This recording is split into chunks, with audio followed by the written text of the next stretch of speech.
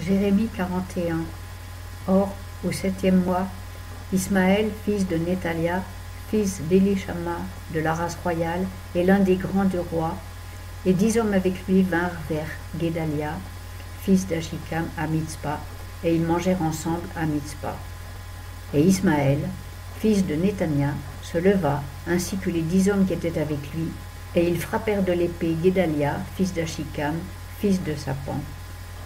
Il fit ainsi mourir celui que le roi de Babylone avait établi sur le pays.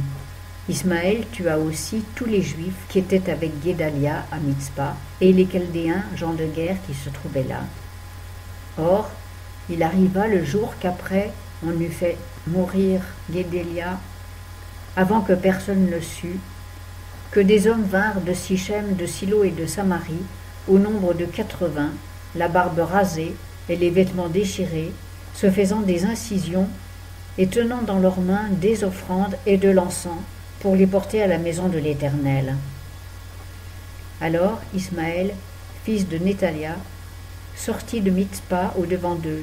Il marchait en pleurant, et quand il les eut rencontrés, il leur dit « Venez vers Guédalia, fils d'Achikam. » Et comme ils arrivaient au milieu de la ville, Ismaël, fils de Nethalia, avec des hommes qui l'accompagnaient, les égorgea et les jeta dans la citerne.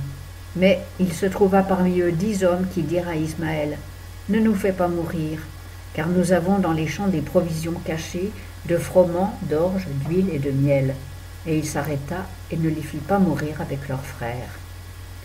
Or, la citerne dans laquelle Ismaël jeta tous les corps des hommes qu'il tua à l'occasion de Guédalia est celle que le roi Asa avait fait faire lorsqu'il craignait Baésa, roi d'Israël.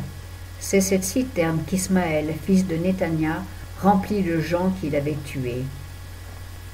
Ismaël emmena prisonniers tout le reste du peuple qui était à Mitzpa, les filles du roi et tous ceux qui étaient demeurés de reste à Mitzpa, et que Nebuzaradan, chef des gardes, avait confié à Guédalia, fils d'Achikam.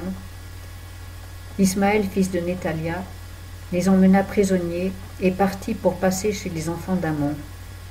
Mais Joshanan, fils de Karéak, et tous les chefs des troupes qui étaient avec lui apprirent tout le mal qu'Ismaël, fils de Nethalia, avait fait. Et ils prirent tous leurs gens et s'en allèrent pour combattre contre Ismaël, fils de Nethalia. Ils le trouvèrent près des grandes eaux de Gabaon. Et quand tout le peuple qui était avec Ismaël vit Joshanan, fils de Karéach, et tous les chefs des troupes qui étaient avec lui, ils se réjouirent. Et tout le peuple qu'Ismaël emmenait prisonnier de Mitzpa tourna visage, et revenant sur leurs pas, ils allèrent à Joshanan, fils de Karéach. Mais Ismaïl, fils de Netania, se sauva avec 8 hommes devant Joshanan, et s'en alla chez les enfants d'Amon. Puis Joshanan, fils de Karéach, et tous les chefs des troupes qui étaient avec lui, prirent tout le reste du peuple qu'ils avaient retiré des mains d'Ismaël, fils de Netania, lorsqu'il l'emmenait de Mitzpa, après avoir tué Guédalia, fils d'Achikam, les hommes de guerre, les femmes, les enfants et les eunuques.